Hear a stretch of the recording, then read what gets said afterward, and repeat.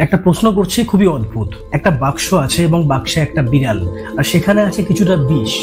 এবার তুমি বলো, বিড়ালটা বেঁচে আছে নাকি মরে গেছে? আচ্ছা, তুমি বাক্সটা খোলোনি, তাই না? তো উত্তর একটাই, ও বেঁচেও আছে আবার মরেও গেছে। একসাথে দুটো জিনিস, এটা কি করে সম্ভব? আর এটাই কোয়ান্টাম দুনিয়া। মানে তুমি যতক্ষণ না দেখছো ও সুপার পজিশনে আছে, অর্থাৎ একসঙ্গে অ্যালাইভ ও ডেড। আর এটাই শ্রোডিঞ্জারস ক্যাট। মানে আমি দেখলেই সিদ্ধান্ত হবে, আর আমি না দেখলে সবটাই সম্ভব। একদমই, তুমি হলে অবজারভার, তুমি দেখলেই বাস্তব তৈরি হয়। তুমি হলে সিদ্ধান্ত। আচ্ছা, তো মনে করো আমি এখন দেখছি, তাহলে তাহলে একটি সত্যি এখন জন্ম নিল আর বাকি সব মরে গেল।